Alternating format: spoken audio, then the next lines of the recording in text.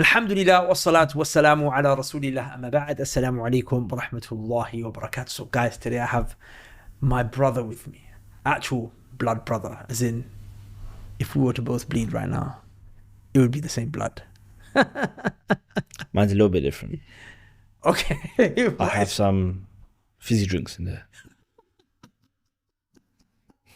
You're gonna ask me to cut that out. Don't No, let's go. You do it. Don't come with the smoke.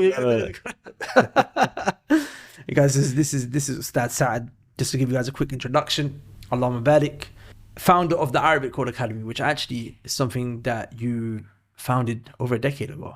12 years ago. 12 years ago, right?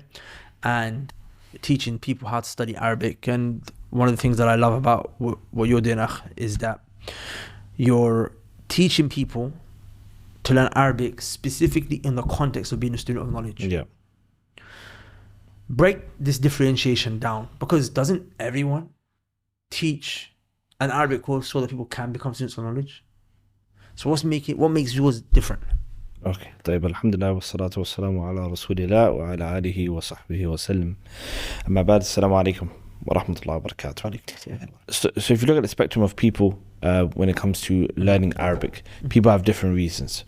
Weirdly enough, you do find that the majority of the people, when they talk about learning Arabic, they say they want to learn Arabic for understanding the Quran. Yeah. Right. But some people, they learn Arabic just for speaking, just because they want to have the ability to speak. They just, want to go to an Arab country, maybe marry somebody that's an Arab and be able to speak the language. So you find that a lot of courses just really focus on the concept of just being able to speak. But then when it comes to learning the Quran, you realize that after studying Arabic, that just being able to speak isn't sufficient, because everyone who's in the Arab world can speak Arabic, but they don't understand the Quran necessarily. They don't understand the deen of Allah. They don't understand the hadith of the Prophet ﷺ. And that's when you realize, oh wait, there's an extra bridge that a person needs to cross in order to understand the Quran and the Sunnah. And so I decided that, because speaking alone isn't really the goal of a Muslim, but rather the goal of a Muslim is to understand Quran, Sunnah, Islamic literature, being able to understand the Shariah altogether, then we need to get people to focus more on the second bridge, which is really being able to understand the Quran and Sunnah. So I focus more on that side of stuff. I always tell people I don't focus on just being able to speak, because that's not going to get me closer to Allah. So look, this is something that people who teach language feel very passionate about. Yeah. And I just want to mention off the bat, there's no disrespect intended. There's like zero. We're having a conversation, and I agree with you, by the way. We have I guess we have similar views here. I haven't explored what your mindset is on this in recent times. Slightly changed. Mine might have gone a bit more radical. But point being is that what you have to understand is that manhajiyya, which is methodology in seeking knowledge, differs. And anyone who tells you this is the methodology is wrong. Because there's unless you could bring me divine text to say that you study this first, in this way, in this part, you're wrong. 100%. You're also wrong if you come and try and do something that no scholars have ever preceded you in. Right? But so long as there are scholars who have taught something in a particular way, then it's open. And a lot of the times, bro, like everyone will get to the outcome if you just stick to a particular path. Like I remember one thing my sheikh told me. He said, these four madhabs are like the four corners of the Kaaba. No matter which one you face, when you pray salah, you're ultimately praying towards the Kaaba, right, in the direction of the Kaaba, in the direction of the Qibla, right? So it doesn't matter. It goes, at the end of the day, like you'll get there. Just you'll get there. One madhab makes more mistakes than others, different usul here and there. The key is to ascend, right? So likewise, both of these will get you to your goal. Like as in, if you take the path of learning Arabic language and then eventually coming to learning Nahu, Sarf, Balagha and all these other things and so on and so forth, eventually, yes, you will learn the Quran and Hadith. And also if you take this path, eventually you'll learn the two as well. But there seems to be like one fundamental thing, which is learning how to speak the language necessary in that journey. There are those that will say to you that you've got to learn how to have those conversations in order to be able to, that's a fundamental step you need to take in order to get to the Quran and Sunnah. Then there are those that say, no, you don't. You can completely bystep that. Bystep it completely and entirely. And in fact, if you spend enough time focusing on the Quran and Sunnah, eventually you'll learn how to speak anyway. You may not be the most eloquent and fluent because you're from a different part of the world and you don't speak that language day to day. But you will eventually get there anyway. Yeah. But you just get the Quran and Sunnah faster. Yeah. Potato, tomato. Me personally, from my perspective, where I stand, my humble little perspective. Yeah. Right. I believe that, wallahi man, there's a lot of weight to be given to the view that just says there's no need to learn the language. As in no need to learn conversational day-to-day Arabic. Yeah. That's what I mean. That's what I mean by the language. Yeah. Someone cuts down. No need. Because think about it, right? Coming from Pakistan, Pakistani background, there are ulama akhi that know Arabic language better than some of the okay, let's not say Pakistan. Sibawayh. Where is he from? Persian. It's Persian. Yeah. And he was the father of Arabic grammar, like the codification of Arabic grammar. So, but I think Pakistan is a good example, by the way. I wouldn't brush that over. Okay. Because if you look at countries like Pakistan, like Somalia, right? These two countries, they have some of the greatest ulama that I've ever seen. Yeah. Bro, some of them cannot put a correct sentence of Arabic together when it comes to speaking. It's true. But when it comes to understanding the Quran, reading literature, and etc., and giving fatwa, all of that, bro, it's a different level. Like the depth of their knowledge is insane, and I feel like that's another thing that people need to understand, that when you look at a language, there are 4 skills that every language has, right? Which is the ability to speak, the ability to read, the ability to listen and understand, and the ability to write.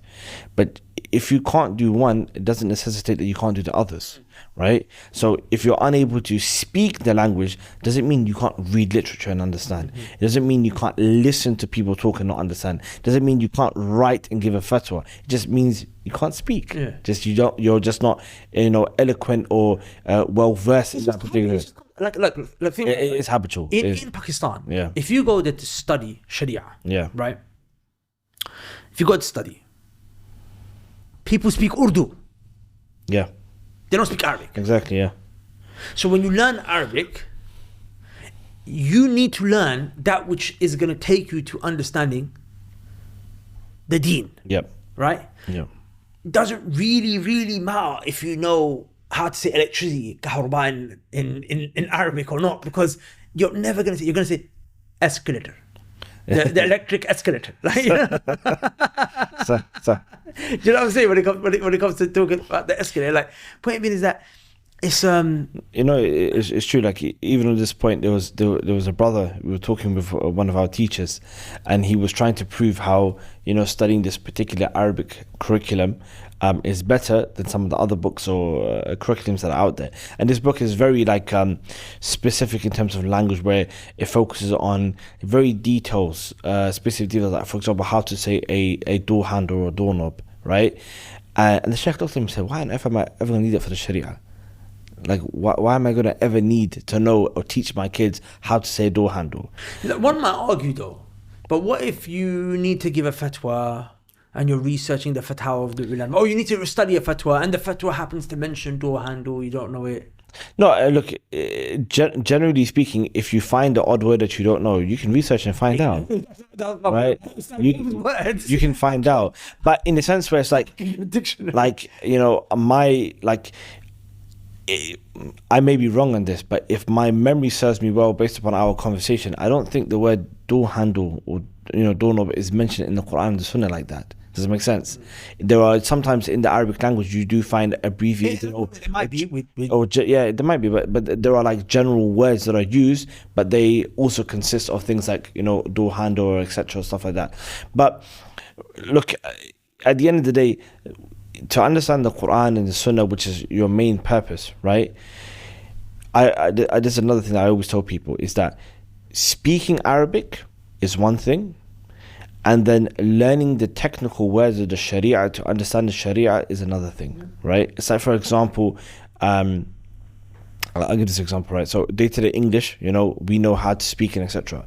But if I want to look into the world of finance and economics and cryptocurrency, there's something I don't know anything about. But when people start talking the jargon, it confuses me. So I need to learn those words in order to understand that. So the Sharia is like that. So the Sharia has very specific words that are used within inside of it. And those are the ones that you really need to learn Yeah. in order to understand the deen of Allah subhanahu wa ta'ala correctly. Of course, that doesn't mean that you don't learn vocabulary and linguistics of Arabic language and etc. It just means if a person can't speak, it doesn't mean he doesn't know Arabic. Guys, just very quickly before we get back into the discussion, we have two solutions for you depending on who you are. So number one, if you're a business owner that's already making money and you already have a business infrastructure that you want to scale, then we provide these solutions for you guys on a done for you basis. Our team, alhamdulillah, can build out these systems for you inside of your business. We build out the tracking, the ads, set up the ad strategy, and so on and so forth. And for those of you who are new to business and you can't afford like a done for you service where we build all this out, we've got an educational platform called the Righteous and Rich Skills Academy where you can learn these essential skills that you need for business, marketing with all of its sub-disciplines, and of course all of the other areas of business such as fulfillment, management, sales, branding, and their sub-disciplines as well. And it's extremely affordable. We wanted to make it so that you guys don't have to ever spend $5,000 on a course ever again, right? That's just on one topic. Here you have a database and you unlock a new course every single month. Elite practitioners from these different areas of business around the world are teaching on there alongside myself and the rest of our team. So you can check out the links below. With that said, let's get back to the discussion. By the way, just on that point though, I'm not discouraging the striving to learn how to speak. I actually do believe Muslims should go back to speaking Arabic. I'm just saying, as in, if your path is to understand the deen of Allah subhanahu wa ta'ala, it doesn't necessitate that you speak Arabic fluently.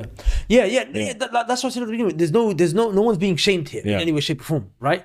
And there's no attack. It's just about different styles and means. Like the reason why I feel passionate about it is because I spent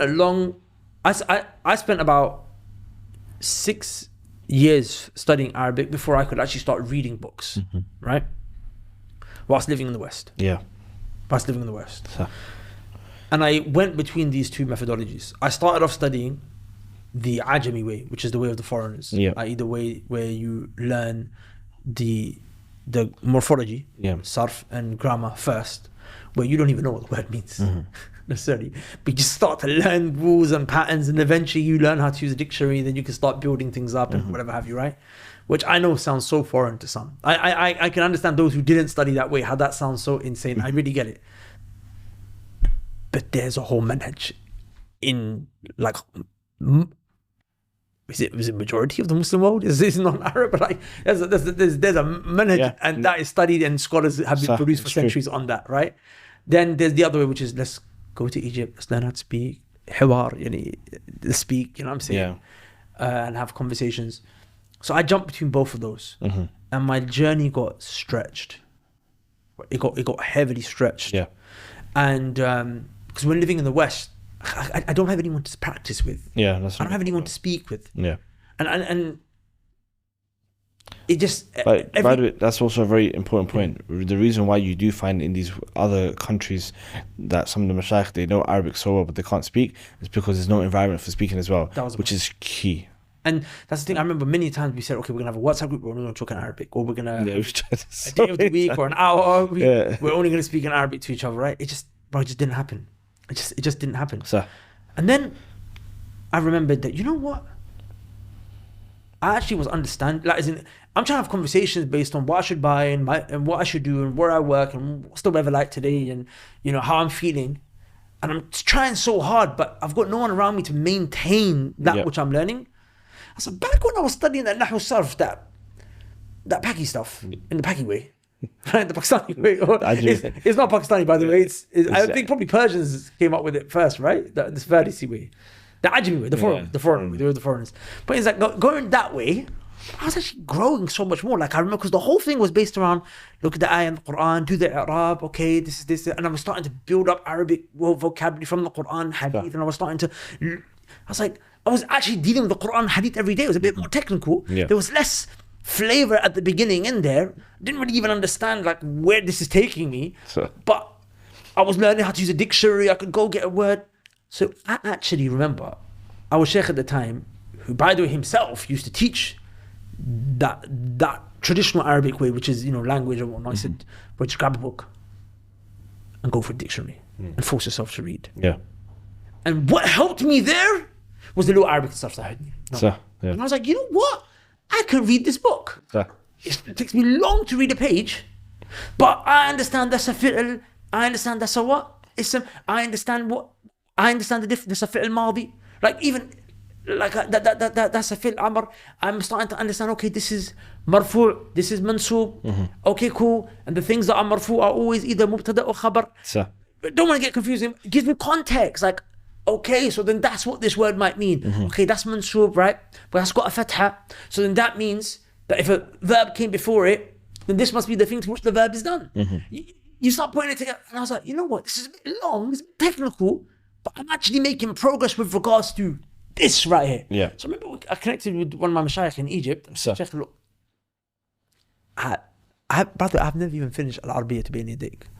Like, I did the first book, that's it. Second book, I don't think I went past first 2-3 chapters. I said, Sheikh, I'll be honest, I'm not on that. And he's Egyptian, and he, by the way, believes you must speak. He knows. But he understood. He said, you know what, this guy, he's been doing this for 6 years. Let me just take him. We went through grammar, sarf, grammar. Bro, alhamdulillah, with tawfiq Allah Azza wa Jal, read tafsir now, read Imam Ibn Qayyim. This advanced Arabic, like it's not easy to read Imam Ibn Qayyim, akhi, right? In comparison, okay, some of his books easier than others, but bro, like we're reading that, you know what I'm saying? Yeah, 100%. Like we like alhamdulillah, volume after volume after volume after volume after volume is being finished of big books with the permission of Allah Azza wa Jal. And it's just because we just went straight to that source, you know what I'm saying? I feel like one of the biggest differences is that when you're studying it the Ajami way, with like the sarf and the nahw and whatnot and so on and so forth, and just picking up, and by the way, you study vocab as well. Yeah.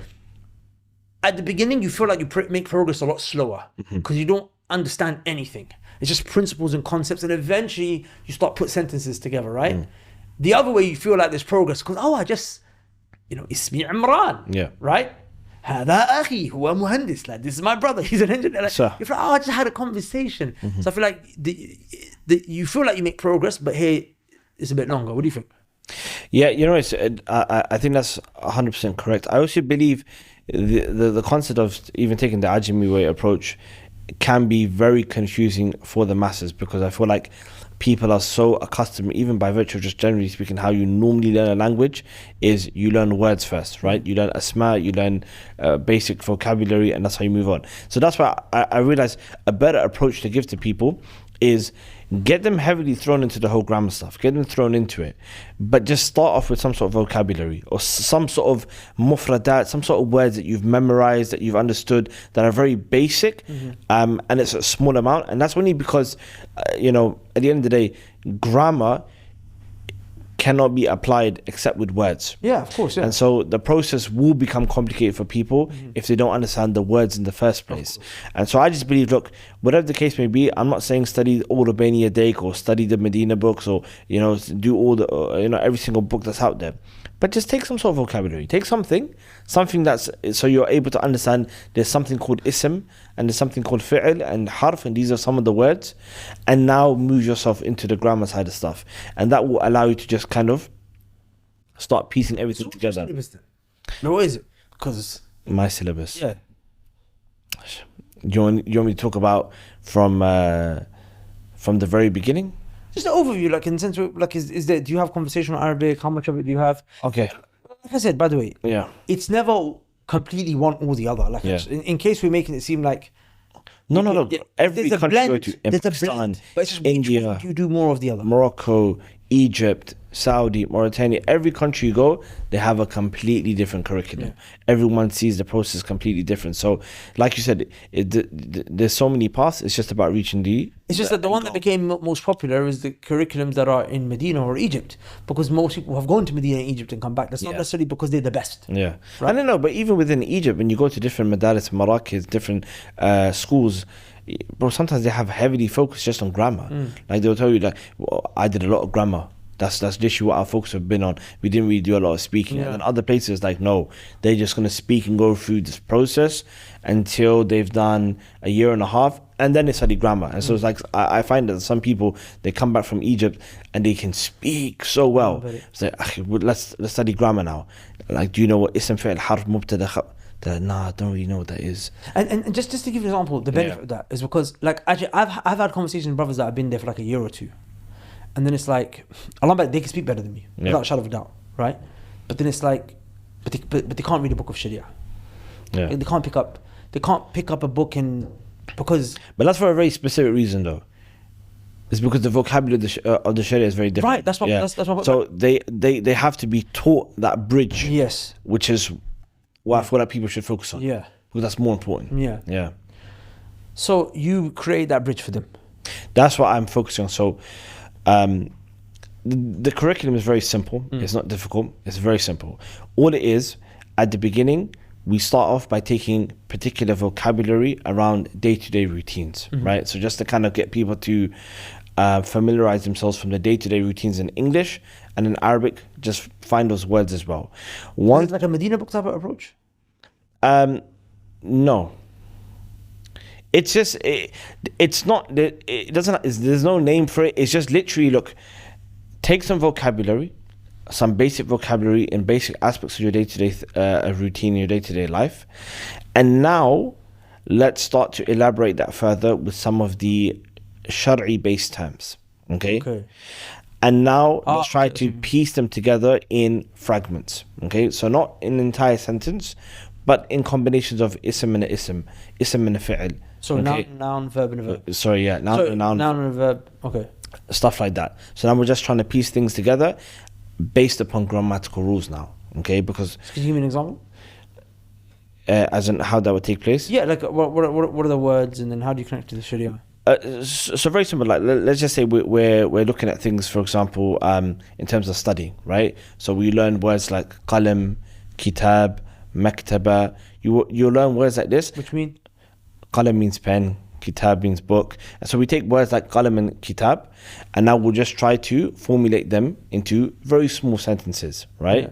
So هذا قلم هذا كتاب. And now we're basically going to apply the grammatical rules, okay? We'll learn the grammatical rules and see how they apply. So how we can basically... So هذا قلم means? This is a pen, this is a book. Yeah. And then basically apply the grammatical rules with this. And once we finish all of that, we constantly apply everything on the Quran. So with every grammatical rule... So again, just to clarify, these words that you're learning are just there to help you balance with the grammatical rules. Because like I said, you can't understand grammatical rules unless you have some words. So you give them basic vocabulary, very basic words, teach them grammatical rules, right? Which allow them to apply those rules on words that they understand. So it's like a training camp before you go to the Quran. Yeah, and then now you apply it on the Quran. Okay. That's it. So it's like, I understood this is for example mubtada, this is khabar. Yeah. I go find the mubtada and the khabar in the Quran. Exactly. Okay. And then as you keep growing, then like the meaning comes out of it. The meaning comes out of it. The meaning comes out of it. Yeah. But those words at the beginning that we teach them is just to give them a foundation of, hey, these are some words and in Arabic, and we're not going to apply grammar on them. One of the things that I like about what you said is that you've got this approach of you shouldn't be spending more than 2 years learning Arabic. Yeah. Because your thing is, let me get you to the books of the deen quickly. Let's get to studying the deen, because like I said, the whole concept behind this is learning Arabic so you can study the deen, so you can be a student of knowledge. Yeah. So explain that to me. Why 2 years? Okay, so what's the theory behind? So there's a couple of things here. Look, number one, the concept of learning a language, right? That people usually talk about: learn Spanish, learn French, learn Chinese, Mandarin, learn this, learn that. People learn languages within 3 months, within as little as 3 months. But that is really learning how to speak the language. Yeah. Because speaking is actually by far the easiest, as long as you're immersed in an environment where you can speak constantly or you can interact with people. And so really, in essence, learning how to speak a language is something which is fairly simple. Yeah. You can do it in a matter of a couple of months. Now, babies are able to do it. Babies are able to do it, exactly. And that within a couple of years, right? That's because they keep you around people and they keep just pointing, saying, hatif. Yeah. You're going to understand, okay, he's talking about his phone. Phone, exactly. Saying. And so, learning a language, being able to speak it, just takes a couple of months, right? Now, in order to learn how to speak Arabic, but also understand the Sharia, there are other things that you need to learn, which a lot of people don't learn when they learn things like Spanish or French or anything like that, which is you need to learn grammatical rules, you need to learn morphology, You need to learn, eloquence in the Arabic language, learn how to use a dictionary. You have to learn about the technical words which are used within the Shariah, which are very specific for every science that will aid you to understand the sciences themselves. So there are words specifically for hadith, words specifically for fiqh, words specifically for... like the word sunnah means something different. Exactly. In aqidah and in fiqh and in hadith and in usul fiqh. It means something different in all of them. In all of them. They mean something Which different. people get confused when they say, oh, the beard is sunnah, I can shave it. Exactly. No, it's not. The beard is wajib. Wajib, right. But it's sunnah and hadith. Sunnah and hadith, exactly, which is something that's been narrated to us about the Prophet. So the point is, in order to do now all of that properly, right, where you don't just learn how to speak, but you learn the grammatical rules, you learn how to apply it on the Quran, you learn the different technical terms for all these different sciences, can take a person up to about a solid 2 years, right? Solid 2 years. And that concept really actually hit me when, we were with one of our teachers in a class, and he mentioned, he said, look, for a person to learn the Arabic language for the Sharia, doesn't really take you more than 2 years. Within 2 years, you can do it. If you take more than 2 years, you're really wasted a lot of time. Or you've taken a curriculum that didn't help you, or you had teachers that were not beneficial. But the point is, 2 years is really enough. Was right? it Imam Abdurrahman ibn Yahya al-Mu'allimi who learned Arabic grammar in a week? I'm not sure. Yeah, I think he learned it in a week. Yeah. But he knew how to speak. Exactly. The thing is, if you know how to speak, there's an advantage.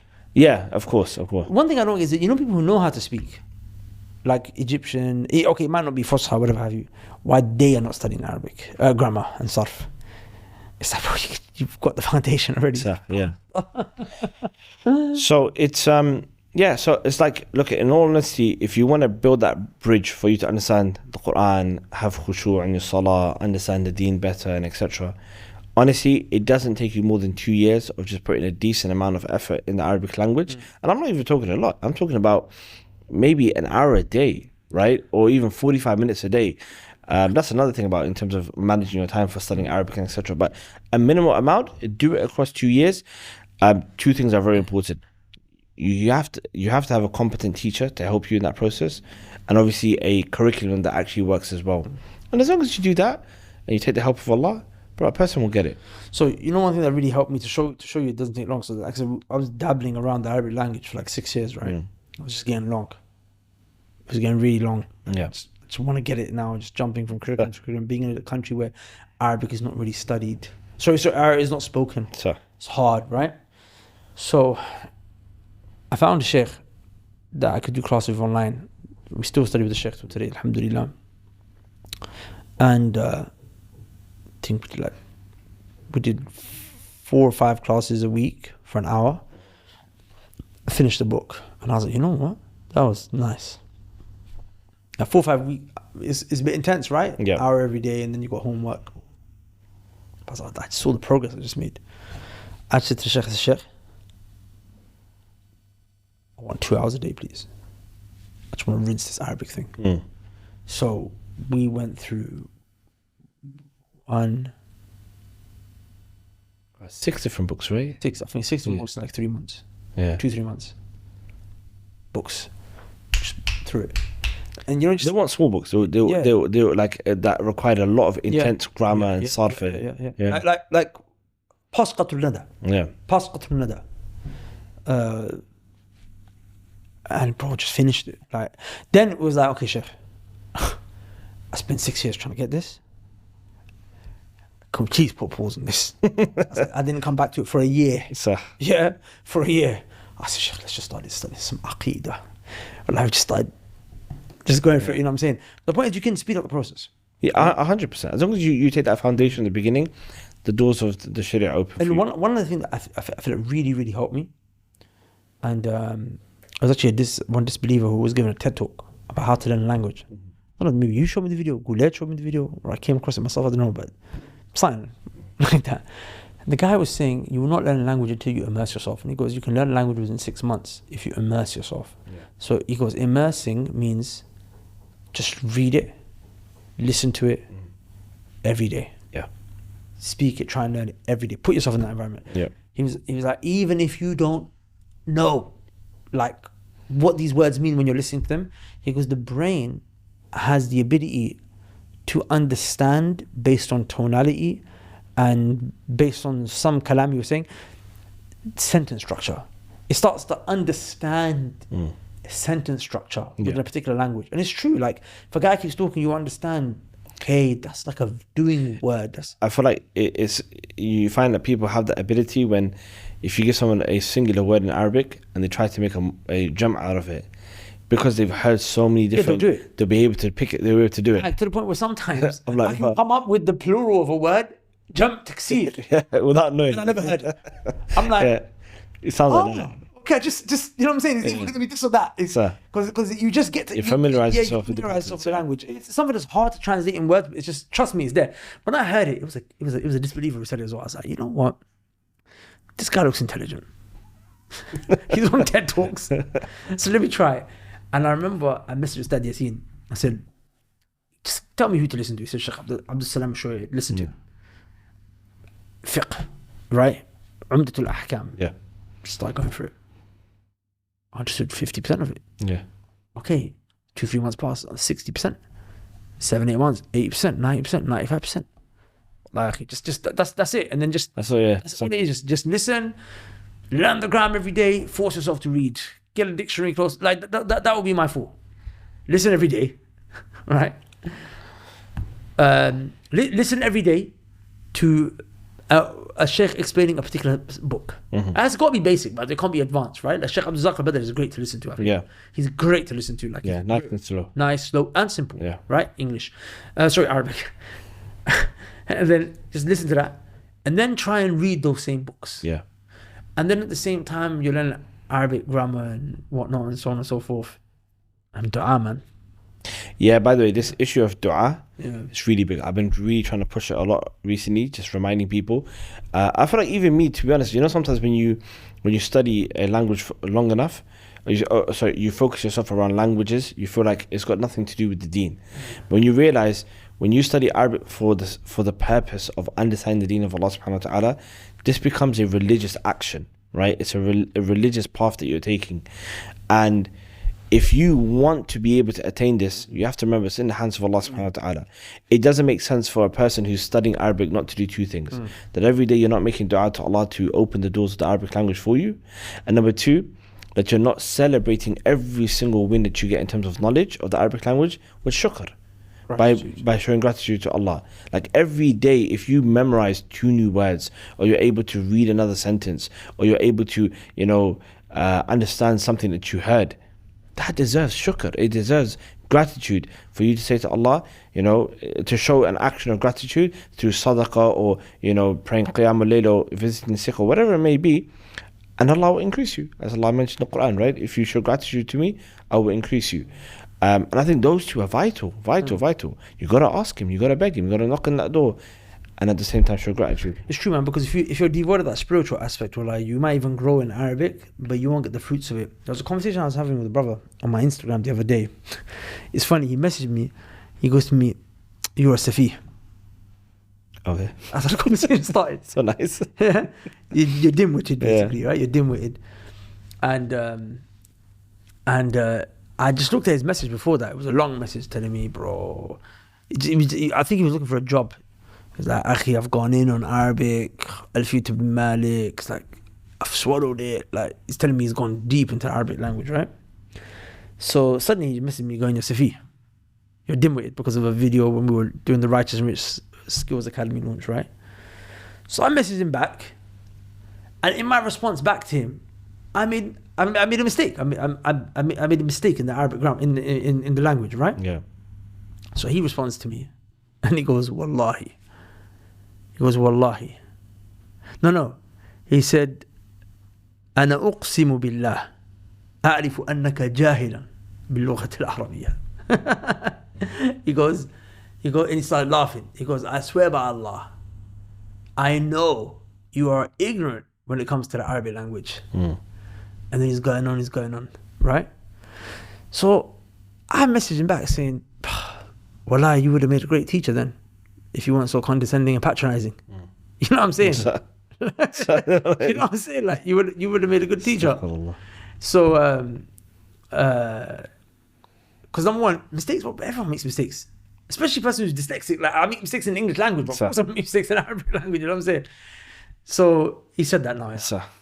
So as I'm speaking to him, he's just going on, and I'm thinking, well, he didn't benefit from it, bro. Like, you took this all the way there. Like, well, what? You know what I'm saying? And I'm actually being so proud to him. Eventually, alhamdulillah, I carried on speaking with him. Yeah. And it's so funny. The conversation ended with him making dua for me, and may Allah reward you, and this, that. And, nice, because I just tried to maintain whatever it was.